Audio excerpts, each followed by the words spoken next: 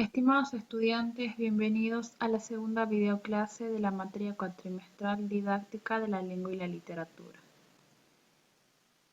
En esta ocasión vamos a desarrollar los enfoques de la didáctica de la lengua y la literatura, contenidos correspondientes al módulo 2. Bien, la función del docente y los procesos de su formación y desarrollo profesional deben considerarse en relación con los diferentes modos de concebir la práctica educativa. En nuestro caso, y en coherencia con las ideas trabajadas en el módulo 1, debemos rastrear y debatir las características que configuran un tipo de profesor capaz de responder a las exigencias que requiere el concepto de enseñanza y currículum. Así pues, tomando en cuenta las diferentes propuestas y enfoques alternativos que se han desarrollado en la teoría o en la práctica, nos proponemos en esta videoclase analizar las peculiaridades que definen al docente como profesional interesado en y capacitado para provocar la reconstrucción del conocimiento, experiencia, que los alumnos adquieren en su vida previa y paralela a los colegios secundarios, mediante la utilización del conocimiento público como herramienta conceptual de análisis y contraste.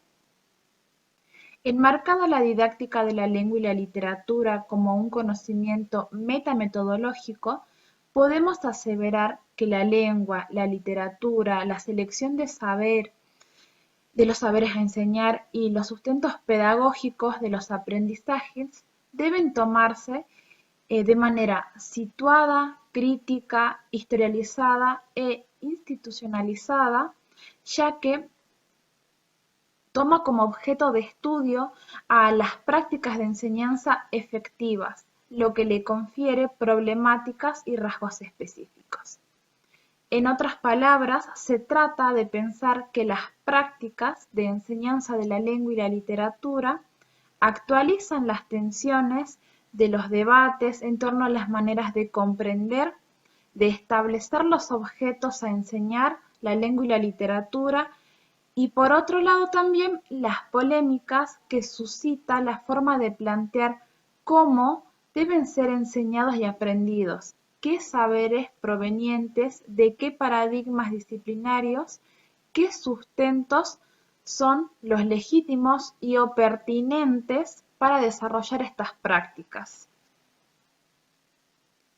Por ello vamos a iniciar entonces el abordaje de los contenidos del módulo 2 estudiando los enfoques de la enseñanza de la lengua. Existen diversas periodizaciones y clasificaciones. En esta cátedra vamos a destacar tres: el modelo tradicional, el modelo tecnocrático y el enfoque comunicacional. Durante la década de 1950 se desarrolla en Argentina el modelo tradicional, que se nutre de los saberes didácticos de la experiencia vocacional, pero que carece de una sistematización pedagógica. La teoría lingüística era logicista, en la que primaba la clasificación y los análisis de las unidades de la lengua sin especificidad, puesto que se mezclaban los criterios y también las determinaciones. Esto se debía a la dependencia de la lingüística a la lógica y a la filosofía. El propósito del modelo pedagógico tradicional consistía en inculcar la normativa mediante modelos ejemplificadores del correcto uso de la lengua y los valores morales aceptados. En los años de 1960 se instala como teoría del aprendizaje el conductismo. En Argentina, este modelo produjo planificaciones de conductas observables y evaluables. Por ende, las evaluaciones eran más bien sumativas y la importancia del aprendizaje residía en productos repetitivos fruto de la ejercitación mecánica. La consolidación del estructuralismo como paradigma científico en el ámbito lingüístico aceptado por la comunidad de estudiosos argentinos, devino en su instalación pedagógica en las aulas. Bien, los estudios estructuralistas proponen como eje central la lengua como sistema, un sistema compuesto por niveles, cuyas disciplinas son fonología, morfología, sintaxis y semántica. La puesta en práctica del modelo tecnocrático permitió delinear una taxonomía más precisa y organizada, puesto que se basaba en una teoría científica estructuralista. La interrelación entre conductismo y estructuralismo dio lugar al modelo tecnocrático, cuyos principios de base cientificista generaron una situación pedagógica de distancias, puesto que en la búsqueda de estrategias que permitieran distender la relación sistema-uso se cayó en varios errores, como desestimar a los alumnos pensando que no poseían intuiciones lingüísticas valiosas en el ámbito académico.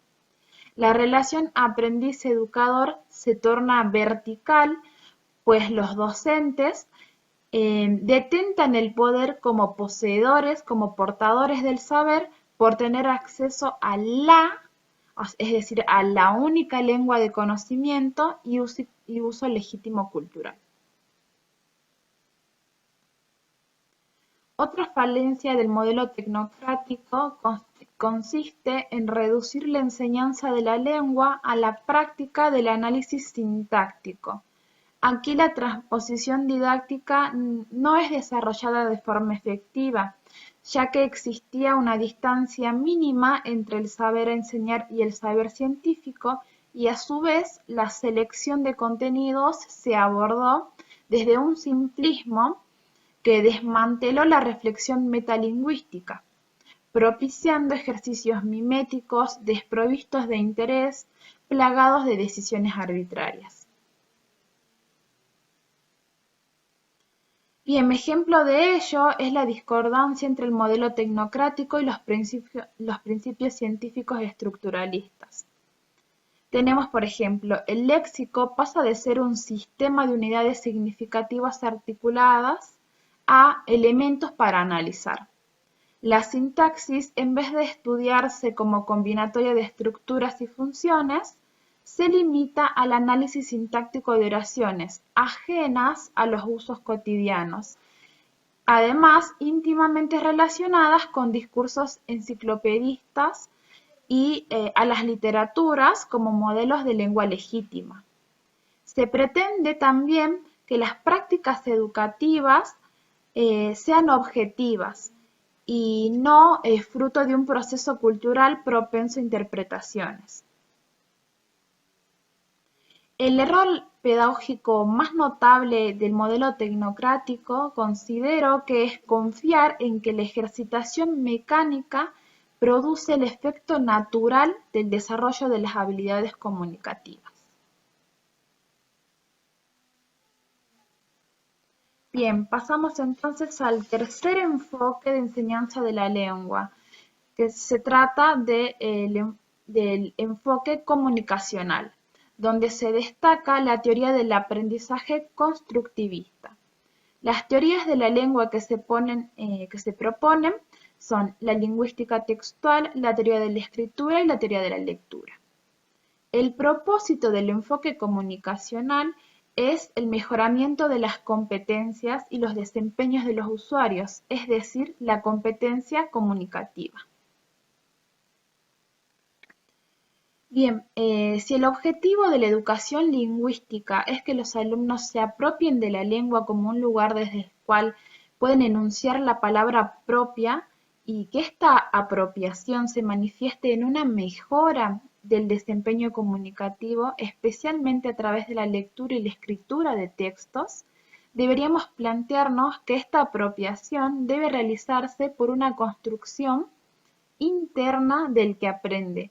Por ende, enseñar desde el constructivismo consiste en tener en cuenta Los esquemas previos de conocimientos, considerar las posibles zonas de desarrollo próximo, promover conflictos entre lo que se sabe y lo que es necesario saber para lograr textos, ofrecer actividades orientadas y con sentido, proponer aprendizajes significativos, dar ocasiones de reflexión metalingüística y autoevaluación.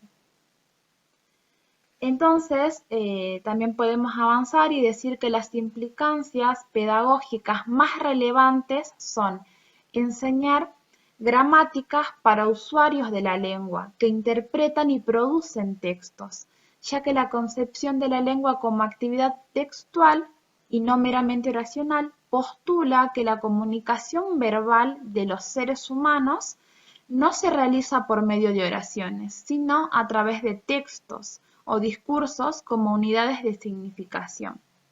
Los textos o discursos se producen dentro de situaciones que son cambiantes y que condicionan a los interlocutores para que elijan qué decir, cómo decirlo y cómo organizar lo que dicen. Esto supone una comunicación eficaz y adecuada que pone en juego ciertas competencias o habilidades que conforman la competencia comunicativa.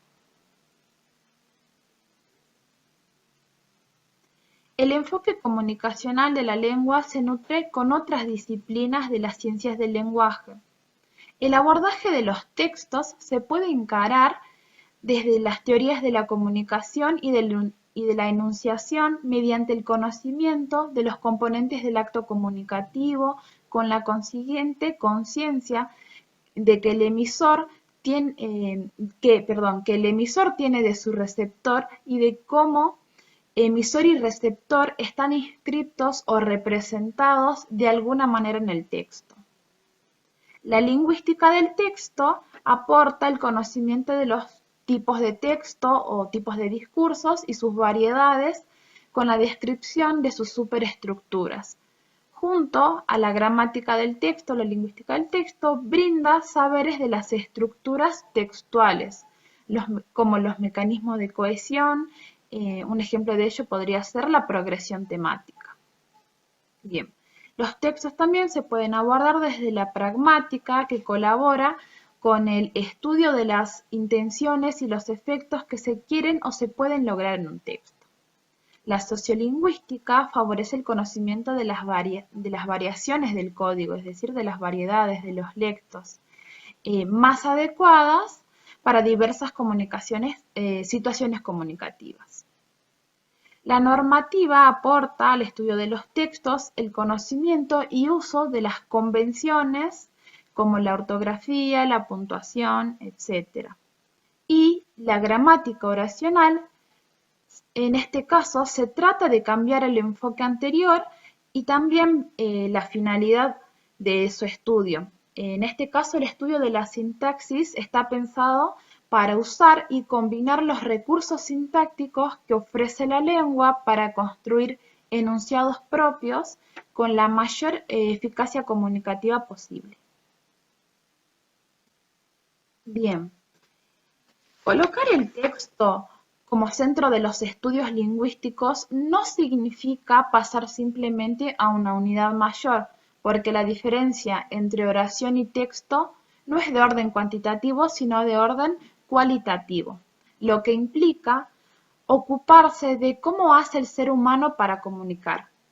Por ende, los saberes acerca de la lengua y los textos se estudian en función de la utilización, siendo fundamental partir de la reflexión metalingüística que no tuvo el enfoque tecnocrático, representado por la columna izquierda de consignas. Así como el estructuralismo con su concepción de la lengua principalmente como forma y no como significado, y su afán clasificatorio encontró en la psicología conductista el modo más viable de transferir esos contenidos en las aulas, con consignas cuyo único objetivo es repetir la actividad modelo como afianzamiento. Así, de esta misma forma, nos tiene que resultar imposible suponer que la competencia comunicativa podría aprenderse a través de este mismo tipo de consignas conductistas. Por ello, vemos en la columna derecha ejemplos de actividades constructivistas comunicacionales donde el aprendizaje se realiza por una construcción interna del estudiante de lo que implica para él el uso lingüístico. Bien, pasamos ahora a un estudio sobre las perspectivas didácticas de la formación literaria.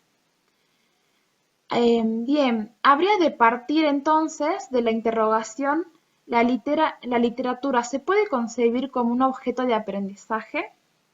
Bien, esta respuesta por supuesto que es de compleja resolución, pero bien podemos atisbar algunas ideas, ¿sí? Bueno, la literatura no resulta ser una materia que permita un aprendizaje homogéneo y tipificado, a causa de la multiplicidad de variantes que se acumulan en las consideraciones respectivas al autor, a la obra o al receptor. Bien, la didáctica de la literatura ha de plantearse entonces el objetivo esencial y genérico de la formación y educación literaria de los alumnos con un doble carácter integrador. Por un lado, aprender a interpretar y también aprender a valorar y apreciar las creaciones del signo literario o estético por el otro, ¿sí? Bueno, en esta cátedra vamos a señalar tres perspectivas de enseñanza de la literatura: historicismo, funcionalismo y nuevas tendencias.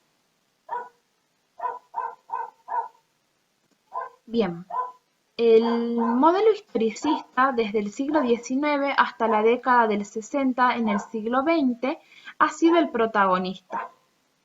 Se basa en el estudio de la historia de la literatura, el cual surge con la clave de construir los diferentes estados nacionales. Además, este enfoque historicista se sustenta en el aprendizaje memorístico, poniendo en primer plano el criterio cronológico a través de la secuencia de sus contenidos. Por ejemplo, los movimientos literarios y características de cada época, autores más representativos con sus datos biográficos, enumeración de obras, los rasgos estilísticos más sobresalientes o la lectura de fragmentos significativos de algunas obras literarias. Si bien la historicidad no es tenida en cuenta, puesto que el abordaje literario no es exterior y descontextualizado. En síntesis, podemos decir que el modelo historicista presenta una teoría de aprendizaje conductista con cierta selección de contenidos de la teoría literaria estructuralista, y su propósito pedagógico es perpetuar la cultura hegemónica determinada como legítima. Bien, continuando con la perspectiva formalista, podemos decir que carece de sistematización de alguna teoría de aprendizaje. Solo se sustenta entonces en el formalismo ruso como teoría de la literatura. Debido a ello, su propósito es primordialmente cientificista. El formalismo mantiene el factor lingüístico como fundamento exclusivo de su búsqueda. Los teóricos formalistas postularon que todo texto posee una estructura integrada por diversos elementos lingüísticos. Estos elementos tienen funciones aislables, analizables y objetivas en la materialidad verbal de las obras. Para esta teoría, la relación del texto poético con el mundo, con su autor o lector, es irrelevante. Esta escuela afirma que la constante exposición humana con diversas circunstancias, objetos y personas tiende a disminuir su percepción. Se produce así una automatización frente a cada elemento en sus diferentes contextos. Para escapar de esa automatización es preciso describir el objeto de manera indirecta, no por sus designaciones convencionales, sino como experimentando por primera vez. En esto consiste el proceso de extrañamiento buscado por la literatura. Un ejemplo de cómo se enfocaría una actividad formalista sería con la poesía Oración de Juan Gelman, que genera un extrañamiento prácticamente automático al expresar versos amorosos, cuando la idea de oración remite más bien a lo católico, y también la estructura de este poema emula, parodia, imita un Padre Nuestro, ¿sí? Entonces vemos acá cómo se genera ese extrañamiento que postula el formalismo.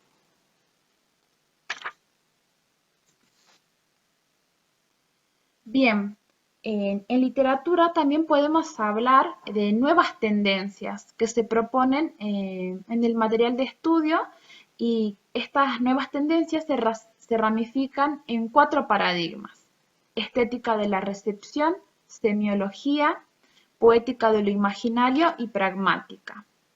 En la estética de la recepción se analiza la literatura para situar texto, lector y autor en coordenadas históricas para comprender interactivamente la literatura y el presente en su posibilidad de diálogo, o también para reinterpretar los fenómenos literarios de cada época construyendo otra historia literaria. Bueno, en cambio podemos hablar también de la perspectiva semiológica del estudio de la literatura, que concibe las culturas como textos globales, interrelacionados por reglas básicas del funcionamiento construidas socialmente. Entonces la literatura queda enmarcada dentro de la semiología. Bien, pasando entonces a la poética de lo imaginario, podemos decir que entiende lo estético como experiencia emocional profunda y se basa en simbolismos junto a la configuración de las subjetividades. Es destacable la posibilidad de generar la creatividad literaria en los estudiantes. También podemos hablar del paradigma de la pragmática, que plantea que la literatura es otro discurso social más, por ello se la puede estudiar como otro proceso cultural según sus actos de habla, contextos pragmáticos, condiciones de adecuación, etc. Las tendencias de los últimos años muestran en algunos sectores de la enseñanza y en todos los niveles, así como en todos los niveles educativos, ¿sí? Así también como en la investigación universitaria, una preocupación por encontrar nuevas estrategias del abordaje del texto literario a partir de distinguir su especificidad y eh, diferenciar respecto del resto de los discursos sociales. En la actualidad existe un campo en formación al que podemos denominar didáctica de la literatura, de carácter multidisciplinario, que suma a los aportes de la teoría literaria los estudios cognitivos desde una vertiente sociohistórico-cultural, haciendo posible trabajar con aspectos específicos de la comprensión de los textos literarios. El punto de partida para trabajar la didáctica de la literatura está en la certeza de que la literatura es un instrumento válido en la formación de los individuos, porque se proyecta sobre la problemática vital de los individuos, es decir, que sirve para transformar la realidad. Por eso se hace imprescindible la consecución a la literatura de la dimensión ontológica, porque en definitiva lo que aquí importa, ¿sí? No es solo que la literatura lo que ella pueda decir de ella misma, sino el hecho de que exista una literatura del saber, un saber que impone efectuar el reconocimiento de su radical identidad. Es decir, que la literatura es una forma de conocimiento. Y aún es más, se puede entender competencia literaria competencia literaria se puede entender a la adquisición sociocultural del intertexto determinado por la involucración del receptor, así como de la producción cognitivo-intencional de la especificidad literaria. Adquisición desarrollada en acto y correlacionada con el horizonte de competencias genérico-instrumentales tanto para la optimización de los mensajes en el marco de la competencia comunicativa, como para la culminación del singular proceso didáctico de la literatura en su triple dimensión, ontológica, social-axiológica y academicista. Bien, estos recorridos diacrónicos de las didácticas de la lengua y la literatura nos permiten comprender el panorama actual y recuperar sus aportes configuradores de las problemáticas y los desafíos de la docencia en el siglo XXI. Respondiendo a la necesidad de brindar soluciones significativas, es que se está reorganizando el sistema educativo, por ejemplo, con el marco organizacional de los aprendizajes, o sea, los MOA, cuyo eje central es promover el desarrollo de capacidades en los estudiantes a través de saberes prioritarios. El MOA establece 6 capacidades transversales para desarrollar a lo largo de la trayectoria escolar obligatoria. Estos son resolución de problemas, pensamiento crítico, aprender a aprender, trabajo con otros, comunicación, compromiso y responsabilidad local y global, junto con el desarrollo de competencias digitales que fomenten el conocimiento y la apropiación crítica y creativa de las TIC para facilitar la inclusión de los estudiantes a la cultura digital. Hasta aquí la segunda videoclase de Didáctica de la Lengua y la Literatura. Muchas gracias por su atención.